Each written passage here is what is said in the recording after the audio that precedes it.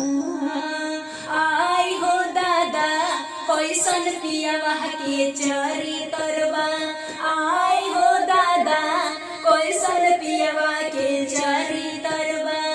Hi friends, मैं हूँ singer Shashi Sharma, Divya Jyoti music from Deoria से।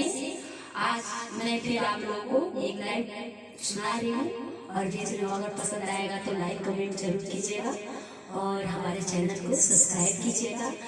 और ये जो सॉन्ग मैं गा रही हूँ पवन जी गाए हुए हैं, बहुत अच्छा ये सॉन्ग लगता है, आप लोग को बहुत पसंद लगता होगा।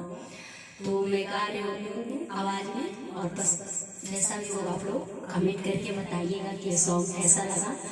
बट कितना अच्छा तो मैं नहीं गा सकती हूँ, फिर भी कोशिश कर रही हूँ।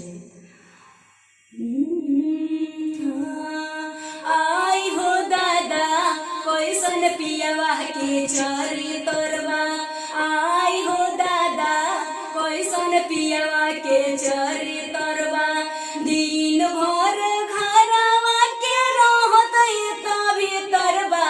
दिन भर घरवा के रहत त भीतरबा। आई हो दादा कैसन पियवा के चरितरबा। आई हो दादा कैसन पियवा के चरितरबा। ये हमारा मुखड़ा था। आइए आप लोगों को अंतरा सुनाती हूँ। सासु ननदिया से सुनी रोजे बोली, हफ्ते हफ्ते कीन के ले आवेला ई चोली।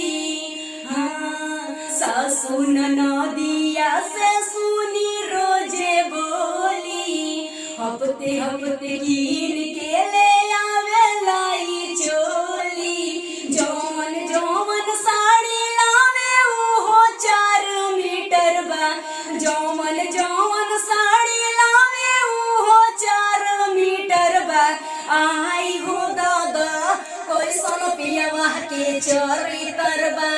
आई हो दादा कैसन पियवा के चरितरबा। दिन भर घरवा के रहत त भीतरबा। आई हो दादा कैसन पियवा के चरितरबा। आई हो दादा कैसन पियवा के चरितरबा। ये हमारा पहला अंतरा था।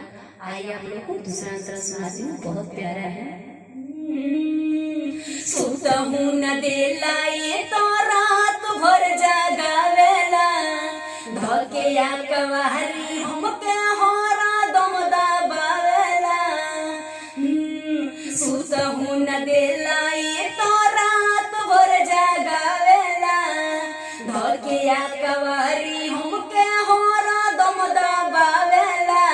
लागता कि देहिया में पीटे कराही टरबा। लागता कि देहिया में पीटे कराही टरबा। आई हो दादा कैसन पियवा के चरितरबा। आई हो दादा कैसन पियवा के चरितरबा। दिन भर घरवा के रहत त भीतरबा। आई हो दादा कैसन पियवा के चरितरबा। आई हो दादा कैसन पियवा के चरितर